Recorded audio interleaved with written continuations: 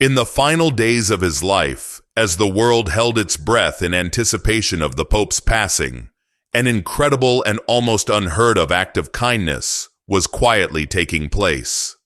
Pope Francis, the man known for his humility and his dedication to the poor, made one last gift that would forever leave its mark on the lives of young, troubled individuals in Italy. The world was busy mourning a beloved spiritual leader, but little did they know, Pope Francis was still working behind the scenes to do what he did best: give. This final act wasn't just a simple donation. It wasn't a grand gesture made in public, nor was it something that sought any recognition. In fact, most of the world wouldn't even know about it until much later. Pope Francis transferred €200,000 from his own personal account to a cause that no one expected: the youth prison of Casal del Marmo, located just outside Rome, Italy. What made this donation so extraordinary? Why did Pope Francis choose to send such a large sum of money to a prison, especially to a facility for young offenders? This wasn't a simple case of charity. It was something much deeper, something that reflected the very essence of his life and his teachings. For those who don't know, Casal del Marmo is one of Italy's most well-known juvenile detention centers, housing young offenders, many of whom come from broken homes, faced abuse, neglect, and poverty, and often turn to crime as a means of survival. The facility, though often criticized for its conditions, is also a place where many young people can find a second chance, a chance to turn their lives around and build a better future. But how does €200,000 help a youth prison? How does money transform the lives of young people behind bars? To understand this, you have to look at the bigger picture, the principles that Pope Francis held dear throughout his papacy. Pope Francis was a champion of mercy, compassion, and forgiveness. He believed that everyone, regardless of their past, deserved a chance at redemption, and he continuously called on the world to show compassion to those in need. It was these very values that guided his decision to support the rehabilitation of young offenders, who, despite their mistakes, still had the potential to be a part of society and contribute positively. At Casal del Marmo, the €200,000 donation wasn't just a monetary gesture. It was a sign of hope, a message that even those who had been cast aside by society could be cared for, loved, and given the tools to rebuild their lives. The money went directly toward programs that would help these young individuals learn new skills, get proper education, and receive therapy and counseling. Pope Francis wanted to provide these children with something he felt was crucial: dignity. He wanted to show them that they were not forgotten, that their lives still mattered. Pope Francis was no stranger to prisons. In fact, throughout his papacy, he visited prisons around the world, speaking to the incarcerated, offering words of comfort, and encouraging them to turn toward God, to seek redemption. He didn't see prisoners as the other. He saw them as people, each with their own struggles, flaws, and potential for growth. His compassion toward them went beyond words. His actions, such as this €200,000 donation, were a testament to the depth of his care. But it wasn't just the money itself that made this donation significant. It was the timing. Pope Francis was in the final stages of his life, fighting a battle with his own health, and yet his thoughts were still with those who had been left behind by society. It was a powerful message that even in the face of his own death, he continued to think about the welfare of others. He lived his whole life without attachment to wealth or luxury, and in his final days, he showed the world that giving is not just about what you have, but what you're willing to give away. What is especially poignant about this donation is the fact that it was made from his own personal account, not from the Vatican's coffers. This was not money set aside for the Church's operational needs or for any formal charitable institution. It was personal money, money that Pope Francis had earned over his life of service, money that he could have kept for himself. Yet, he chose to give it away, not in a grand ceremony or with great fanfare, but quietly, humbly, as he had lived his entire life. This act of kindness is just one of many that define Pope Francis's legacy. Throughout his papacy, he consistently reached out to the marginalized, the forgotten, and the neglected. His messages of mercy and forgiveness resonated with millions around the world, but perhaps nowhere was this message clearer than in his final act of charity. Pope Francis gave until the very end, not for recognition, but for the simple reason that it was the right thing to do. The €200,000 donation is a living example of Pope Francis's teachings. He always emphasized the importance of mercy, mercy that wasn't earned, but freely given. He believed in second chances, in forgiving those who had made mistakes, and in offering the possibility of change. This is the core of what he gave to Casal del Marmo's young residents. He didn't just give them money, he gave them the chance to rebuild their lives, to learn, and to grow. As Pope Francis approached the end of his life, it became clear that his mission wasn't just about teaching others to love and forgive. It was about showing love and forgiveness through action. And this donation was a perfect example of that. By supporting the rehabilitation programs at Casal del Marmo, Pope Francis showed the world that his commitment to mercy wasn't just words, it was a way of life. When the news of this donation was finally made public, it shocked many. Most people had no idea that Pope Francis had personally donated such a large sum of money. It was a well-kept secret, something that only a few of his closest associates knew about. But once the news spread, it touched the hearts of people all over the world. It reminded them that Pope Francis's love for humanity wasn't limited to grand gestures or public speeches. His love was quiet, personal, and deeply rooted in the core of his being. His final donation to Casal del Marmo is a reminder that real leadership isn't about wealth or power. It's about making a difference in the lives of those who need it the most. Pope Francis's last act of charity wasn't just a gesture of generosity. It was a message to the world that even in our darkest moments, we can still give. We can still show love. We can still be merciful.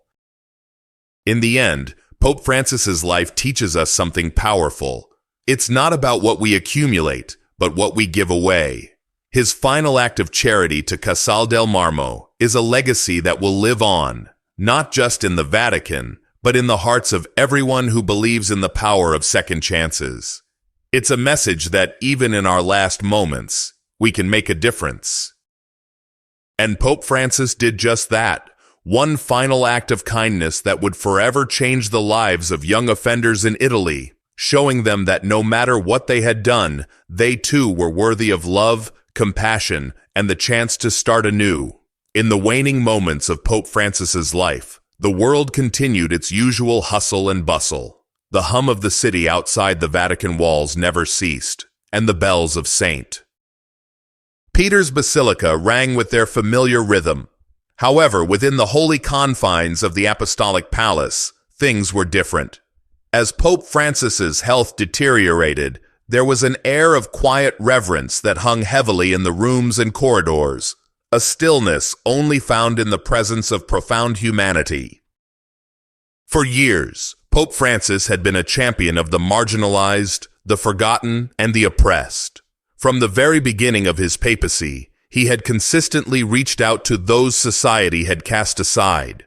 He was not the kind of leader who sought the grandiosity of state dinners or the applause of the public. Instead, he humbly walked among the people, embracing the poor and the suffering. His leadership was grounded in simplicity, humility, and above all, mercy. But as the days passed and his final hours neared, there was a new understanding, an unspoken message. Pope Francis wasn't just about sermons or public speeches. His was a life lived in action, not words. And as the end of his earthly journey approached, he chose to once again lead by example. through the simplest yet most profound act of charity. It was a final gesture of mercy, quiet, understated, and devoid of any fanfare or public recognition. Pope Francis, from his sickbed, made a request. It wasn't a plea for more prayers or words of comfort. Instead, he asked for something that would resonate long after he was gone. With a faint but determined voice, he requested that a large sum of money be donated to the youth prison of Casal del Marmo. This request stunned those around him, not because of its size, but because of its simplicity. €200,000 from his personal account, money that, for most of his papacy, had been used only for the church's charitable work, was to be given to a prison. The gesture was extraordinary, not just because of the amount, but because of the significance behind it. Casal del Marmo, located just outside Rome, had been home to many troubled young people. Most of these children, from poor and broken backgrounds, had been involved in criminal activities, often as a result of a lifetime of neglect and hardship. Yet Pope Francis had always believed that every person, no matter their past, deserved the chance to be redeemed. His faith in the transformative power of mercy led him to make this final, deeply impactful decision. The €200,000 was not simply a charitable donation. It was an investment in the lives of these young offenders, a way of offering them a new chance at life. The money would go toward improving conditions in the facility, providing education, therapy, job training, and most importantly, giving these young individuals the tools they needed to change the course of their lives. As word began to spread, it became clear that this was not just a financial gift. This was the Pope's message of hope, a final call for the world to understand that redemption was not just for the rich, the powerful, or the deserving. It was for everyone, even those who had stumbled along the way. Pope Francis's legacy wasn't only about building bridges between nations or addressing issues of global importance. It was about fostering a world where everyone, regardless of their circumstances, had access to mercy, compassion, and the opportunity for transformation. Why Casal del Marmo? Why a youth prison? It wasn't random. Pope Francis had a long-standing commitment to the rehabilitation of prisoners. He had visited prisons around the world, offering comfort, encouraging spiritual growth, and providing a sense of worth to those who had lost it. He believed that the Church's role was not only to preach forgiveness, but to live it, offering a path of reconciliation for those who had strayed from it. In his final days, he chose to live out this belief by making sure that the next generation of young offenders had the opportunity to be transformed by the very values he had spent his life preaching. Some may have questioned the decision. After all, why send money to a prison when there were so many other charitable needs? Why choose to focus on young offenders, many of whom had committed serious crimes? But Pope Francis didn't see these young people as criminals. He saw them as children of God, each with their own struggles, traumas, and potential for change. For him, the very act of giving this money was a sign of his unwavering belief in the transformative power of God's mercy. In his eyes, the donation wasn't just a financial act, it was an invitation for society to open its heart and recognize the humanity in those whom it had cast aside. This final act of mercy was a reflection of the love he had lived by throughout his papacy. Love that knew no boundaries, no conditions, no exceptions. It was love that saw beyond the mistakes and failures and into the soul of the person. It was love that understood that everyone deserved a second chance.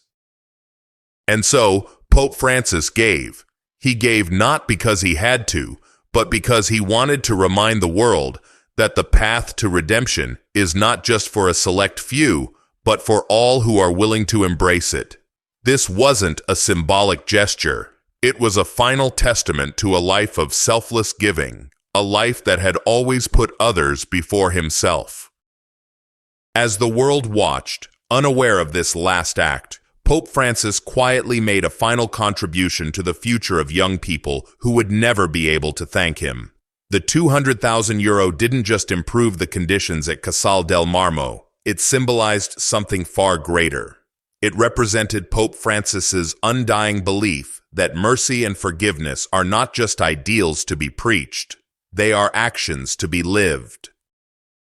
He didn't wait for others to act, he acted himself, setting an example for the world to follow. As Pope Francis lay in his bed, knowing that his time on earth was drawing to a close, he had one last opportunity to give the world a message of hope, and to give these young people a chance to rebuild their lives. This wasn't just a financial donation. It was the legacy of a man who had devoted his entire life to serving the poor, the marginalized, and the forgotten. This was Pope Francis's final message. Love is not something you wait for, it's something you give. And in his final moments, he gave what he had always believed in: mercy, compassion, and the opportunity for redemption. It wasn't just a gift of money, it was a gift of hope. And it would be remembered as one of the most profound acts of charity in modern times. The act of charity that Pope Francis performed in his final days was not just a monetary gift, it became the catalyst for a global conversation. As the news of his donation to the youth prison in Casal del Marmo spread, it ignited discussions around the world about mercy, redemption, and the ways in which society treats its most vulnerable members. It wasn't a grand gesture of public spectacle or political maneuvering, but an intimate, humble act that reflected the heart of a man who had dedicated his life to compassion. The donation of €200,000 wasn't just a way to improve the conditions inside the prison. It was a statement, a bold proclamation that these young offenders were not beyond redemption and that they deserved the opportunity to change. It was an acknowledgement that everyone, regardless of their past, has the potential to transform. It was Pope Francis's final plea for mercy to be extended not just to the world's poor and oppressed, but to those who had committed crimes, those who were locked away behind bars, and those who had been written off by society. For the youth in Casal del Marmo, the donation was a lifeline. The money was used to implement educational programs, provide psychological support, and offer vocational training for the young inmates. It gave them hope, the hope of a future that didn't have to be defined by their mistakes. The Pope's gift allowed them to see that they were not forgotten, that they still had the potential to change, to rebuild, and to contribute meaningfully to society. But beyond the prison walls, the impact of Pope Francis's generosity rippled out into the world in ways that many never anticipated. The donation sparked a wave of conversation among religious leaders, human rights activists, and everyday people about the power of mercy and the need for societal change. Pope Francis had been the champion of a vision that called for the compassionate treatment of all people, especially the marginalized and the oppressed. His final act of charity encapsulated everything he had ever stood for, a call for mercy, justice, and love in a world that often struggles to offer it. One of the most striking aspects of Pope Francis's decision was that he didn't just give from his position of power. He gave from his personal wealth, a choice that highlighted his authenticity. This was a pope who lived by example, who never hesitated to put his own actions in line with his teachings. His life was marked by humility, and his final act of charity was no different. He didn't just speak about mercy, he practiced it. In the days following the announcement of his donation, many felt a renewed sense of hope and inspiration. Pope Francis had shown the world what true leadership looked like. It was not about titles, wealth, or the pomp of power. It was about humility, compassion, and a willingness to put others first. His final act reminded the world that the true measure of a leader is not found in how much they have, but in how much they are willing to give to those who have nothing. The act of giving didn't end with the donation. As Pope Francis's health continued to decline, people from all over the world began to reflect on the larger lesson his life had imparted. His legacy wasn't built on speeches or written works alone. It was rooted in the way he lived, the choices he made, and the example he set for others. He had always believed that to lead is to serve, and in his final days, he served humanity once again with grace and generosity. For those inside Casal del Marmo, the impact of Pope Francis's gift was not immediate. It took time for the programs to be set in motion, for the staff to begin implementing the changes, but the significance of the gesture could be felt immediately. It was a profound moment of acknowledgement for the young people who had often felt forgotten by society, who had been labeled as criminals and cast aside. Pope Francis's donation reminded them that they were seen, that they had value, and that they had the potential to change their futures. One of the first young inmates to take part in the new educational programs described the experience as life-changing. "When I came here, I thought my life was over," he said. "But this is different. This is a chance to turn things around, to have hope again." His words resonated with many, reflecting the deep sense of gratitude and renewed purpose that Pope Francis had instilled in those he reached out to, even in his final moments. The Pope's gesture also ignited conversations about prison reform and the treatment of incarcerated individuals. Human rights activists pointed to the donation as a significant step toward recognizing the humanity of those in prison, especially young people. They called for more compassionate approaches to justice, ones that focused on rehabilitation rather than punishment. Pope Francis's donation served as a powerful reminder that society's response to crime should not only be punitive, but also restorative, focused on healing and reintegration rather than exclusion and condemnation. In the aftermath of the donation, Catholic organizations and other religious groups around the world began to take inspiration from Pope Francis's example. Many organized fundraising efforts to support prisons and rehabilitation programs for incarcerated youth. Some focused on providing educational opportunities, while others worked to offer mental health services and job training. Pope Francis had led the way by putting his personal resources toward a cause that had been largely overlooked by many. But it wasn't just religious leaders and activists who took notice of the Pope's final act. Everyday people from all walks of life were moved by the simple yet profound gesture of mercy. Social media platforms were flooded with messages of support, with individuals sharing stories of their own experiences with mercy and redemption. Many expressed a desire to follow in the Pope's footsteps by giving back to their communities and supporting organizations that focused on helping the marginalized and the forgotten. In a time when the world often feels divided, Pope Francis's donation reminded people of the importance of compassion. His actions demonstrated that love and mercy could transcend political, social, and economic divides. He showed the world that even the smallest acts of kindness, like a donation from a pope's personal account, could create ripples of change that reach far beyond the initial gesture.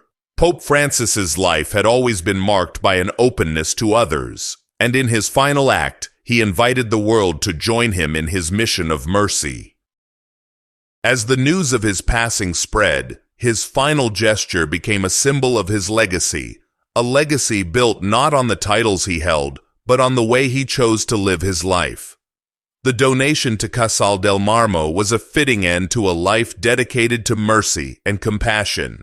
It reminded the world that the greatest leaders are not those who seek power, but those who are willing to use their influence to help others, especially those who need it most. And so, as Pope Francis passed from this world, his final act of charity left an indelible mark on the hearts and minds of millions. His message of mercy, love, and redemption continued to resonate long after his death. The young people of Casal del Marmo, who had received the Pope's gift, carried it with them as they began their journeys toward healing and transformation. The world too carried his message, a message that would continue to inspire acts of mercy, compassion, and kindness for generations to come. Pope Francis's final act of charity was a small gesture, but its ripple effects reverberated around the world, sparking debates and conversations about justice, mercy, and humanity. The €200,000 he donated to the youth prison in Casal del Marmo, and the purpose behind it, became a beacon of hope for those who had long been marginalized by society. But its true impact was not in the immediate relief it provided, but in the way it forced the world to reconsider how we view crime, punishment, and rehabilitation. The donation came at a time when discussions about prison reform were already bubbling beneath the surface. Across the globe, young people, especially those caught in the criminal justice system, faced systemic barriers to rehabilitation. Far too often, prisons were seen as places of punishment where inmates were left to fend for themselves. Pope Francis's donation, however, shifted the narrative. It was no longer just about punishment. It was about second chances, redemption, and a system that sought to heal, not simply condemn. For the young inmates at Casal del Marmo, the donation represented a chance to rebuild their lives. As the funds began to be allocated, new educational programs were introduced, including academic courses, vocational training, and even art workshops. These weren't just remedial programs. They were opportunities for growth and self-discovery. The young offenders were given a chance to explore their potential and begin to envision lives beyond the walls that had confined them. Some of them had never seen education as an option. Others had lost faith in the possibility of a better life. But now, they were being given tools that could break the cycle of poverty and crime. One of the program directors, a former educator who had worked in troubled communities for years, reflected on the significance of Pope Francis's gift. "These kids don't come from privileged backgrounds," she said. "They come from families where crime and poverty are often the only things they know. But this gift, this act of mercy, shows them that there is more. There is a possibility of hope. There is a way out." It was not just the inmates who were affected by the donation. The staff at Casal del Marmo found themselves invigorated by the Pope's message. Many had worked with the youth for years, trying to instill discipline and provide guidance, but often facing resistance from the kids who had lost trust in the system. The Pope's donation, however, provided a renewed sense of purpose. The staff saw that they were part of a greater mission, one that focused on love, understanding, and growth. They were not just administering rules, they were mentors, guides, and in many ways, healers. Pope Francis's final act served as a stark contrast to the way many governments treated incarcerated individuals, especially young offenders. Instead of treating them as expendable, he saw them as human beings in need of compassion and rehabilitation. His gesture was a reminder that the Church's role wasn't just to preach from pulpits, but to actively work in the world, striving for justice in practical ways. The Vatican, under his leadership, had already established programs focused on poverty alleviation, refugee support, and promoting peace. This final donation was a culmination of those values, a concrete demonstration of mercy. But Pope Francis's donation did more than just impact the inmates and staff at Casal del Marmo. It sparked a broader conversation across the world about how justice systems should treat young offenders.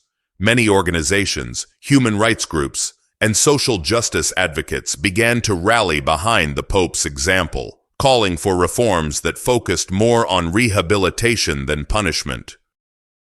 Discussions about restorative justice, an approach that seeks to repair the harm caused by criminal behavior through dialogue and reconciliation, took center stage.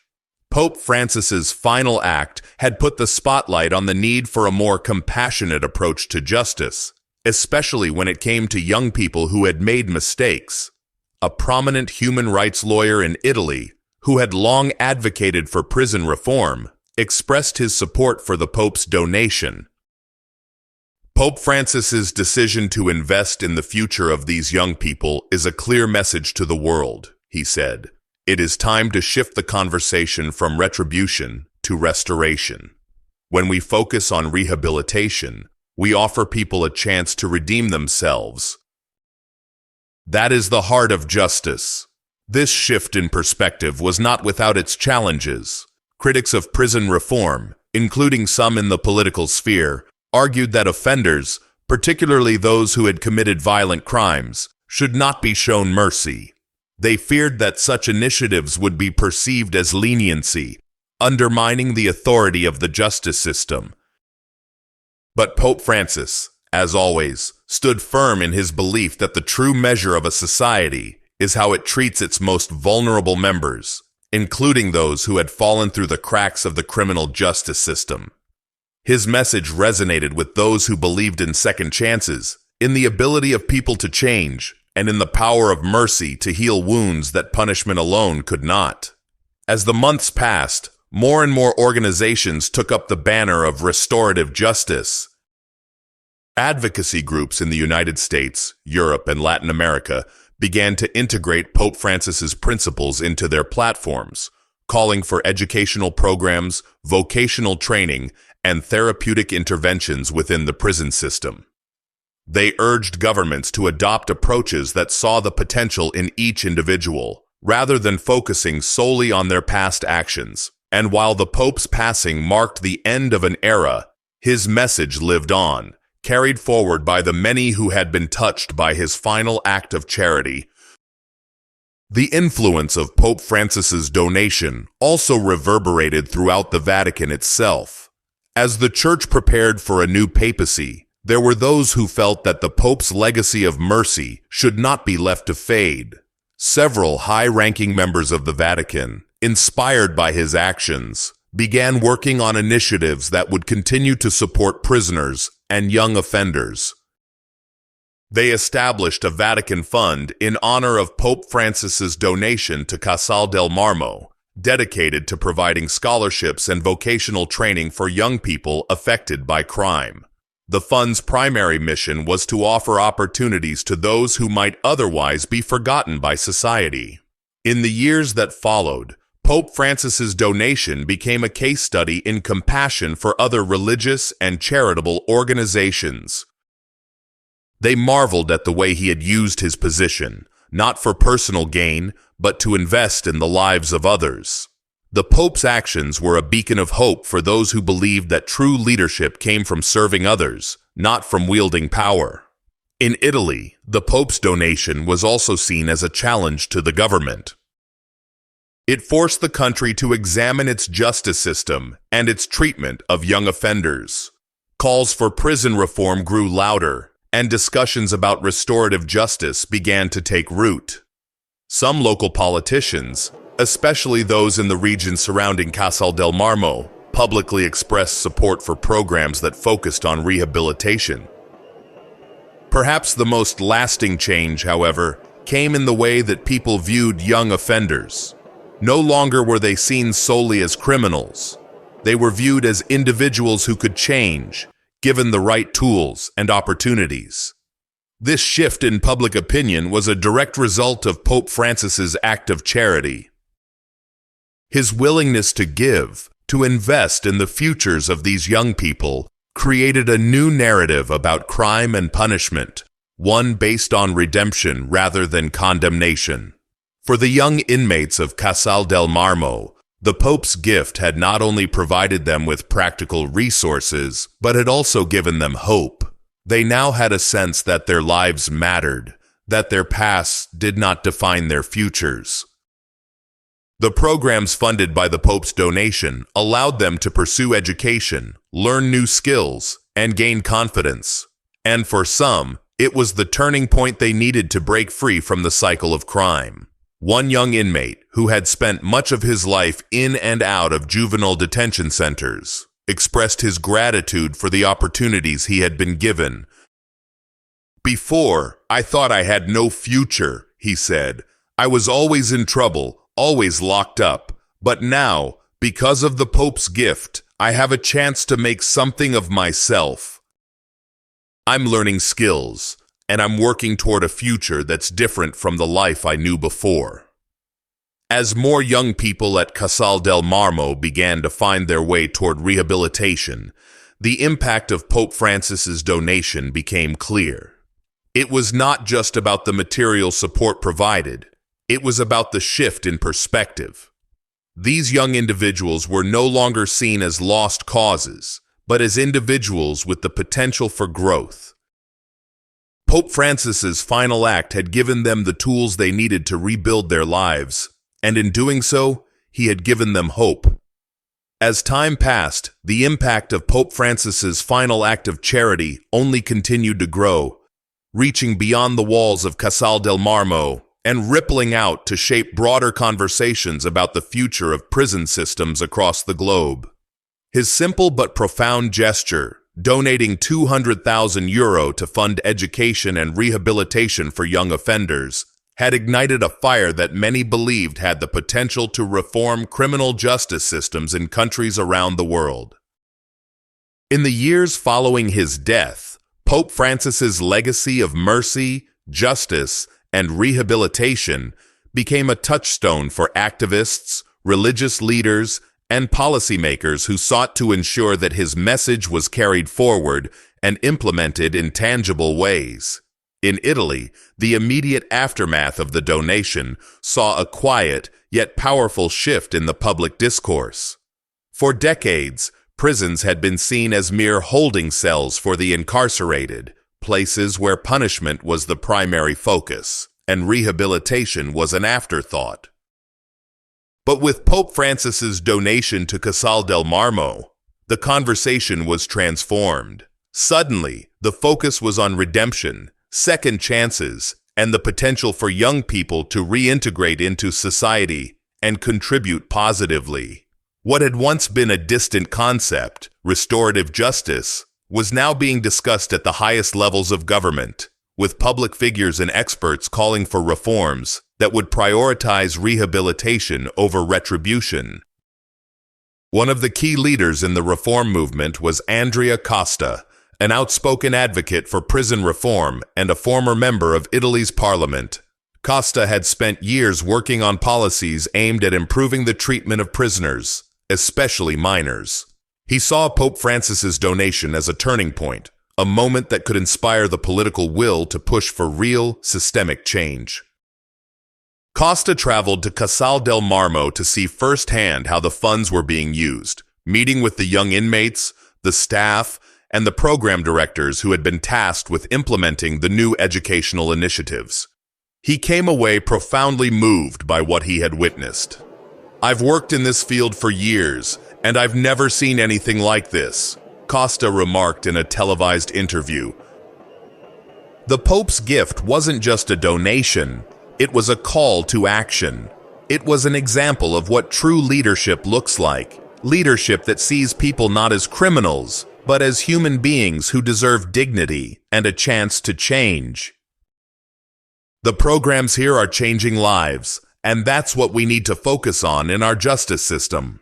The Pope's donation not only transformed the lives of those at Casal del Marmo, but also reinvigorated the prison reform movement across Italy.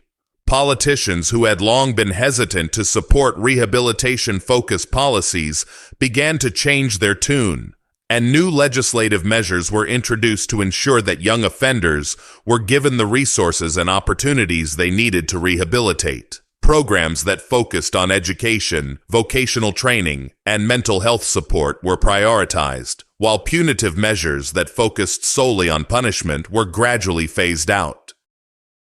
But the ripple effect of Pope Francis's donation extended far beyond Italy. Human rights organizations around the world took note of the powerful message that the Pope had sent with his final act of charity. In the United States, where discussions about prison reform had been ongoing for years, Pope Francis's example became a rallying cry for those who believed in the need for restorative justice. Advocacy groups such as the Equal Justice Initiative and the Vera Institute of Justice pointed to the Pope's donation as a model for how the criminal justice system should approach young offenders. We often talk about rehabilitation, but it's not until we see examples like this that we realize the true impact of such an approach, said Brian Stevenson, founder of the Equal Justice Initiative. The Pope's gift isn't just about the money. It's about the recognition of human dignity. It's about seeing these young people as deserving of a chance at redemption, rather than being condemned to a lifetime of punishment. Stevenson and other leaders in the criminal justice reform movement pointed out that Pope Francis's approach aligned with their own vision for prison reform, one that emphasized rehabilitation, education, and second chances. His donation was an embodiment of the principle that every person, no matter their past, has the potential to change and contribute positively to society.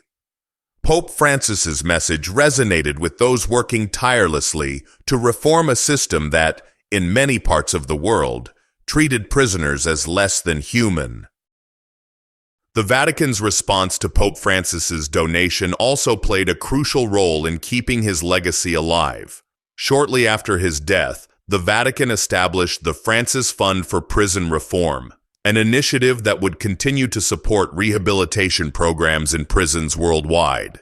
The fund was established to honor the Pope's commitment to helping the marginalized and those in need of mercy. The Vatican allocated a portion of its own resources to continue supporting youth-focused initiatives in prisons, ensuring that the Pope's legacy of compassion would continue long after his passing. The impact of Pope Francis's donation also transcended religious boundaries. His example inspired people from all walks of life, both religious and secular, to reimagine what justice could look like in the modern world. In many ways, Pope Francis had shown the world that mercy was not a weakness, but a strength. His decision to donate a significant sum of his personal money to support rehabilitation efforts was a testament to his unwavering belief in the power of compassion and the ability of individuals to change. As the years passed, the programs funded by Pope Francis's donation continued to evolve, and the Vatican's focus on restorative justice began to inspire other religious leaders to take similar actions. Cardinal Jean-Claude Hollerich, the Archbishop of Luxembourg and President of the Commission of the Bishops' Conferences of the European Union, echoed the Pope's message in a series of speeches throughout Europe. Pope Francis showed us that justice is not about vengeance, he said. It's about mercy, it's about redemption, and it's about ensuring that no one is ever beyond the possibility of change. As part of his ongoing commitment to the Pope's vision, Cardinal Hollerich initiated the Mercy and Justice campaign, which aimed to create partnerships between religious organizations, governments, and advocacy groups to promote prison reform and restorative justice across Europe. The campaign focused on practical solutions for prison systems that emphasized education, mental health care, and rehabilitation. It was a direct response to Pope Francis's call to action, and it garnered support from individuals and groups across the religious spectrum. One of the most striking aspects of Pope Francis's legacy is the way in which it transcended political and cultural divisions. His final act of charity served as a reminder that, regardless of political affiliation or religious background, the need for compassion in the criminal justice system was universal. His message resonated not only with Catholics, but with people from all over the world, inspiring them to re-examine their own attitudes toward justice, punishment, and rehabilitation. Pope Francis had always spoken about the importance of a church that goes out to meet people where they are. In his final act of charity, he not only embodied that call to action, but he also left behind a legacy that would continue to inspire those who sought to make the world a more just, compassionate, and merciful place. As we reflect on Pope Francis's final act of charity, donating €200,000 from his personal funds to support the young offenders at the Casal del Marmo Juvenile Detention Center, it's clear that his legacy was about more than his papacy. This was a profound demonstration of his unwavering belief in redemption and mercy, a message that continues to inspire us all. Pope Francis used his final days to show the world that justice should not be harsh but compassionate. His generosity towards these young lives, who were in desperate need of rehabilitation, speaks volumes about the true spirit of mercy. By giving this gift, he wasn't just funding a program, he was sending a powerful message about the power of second chances and the importance of supporting those in need of a fresh start.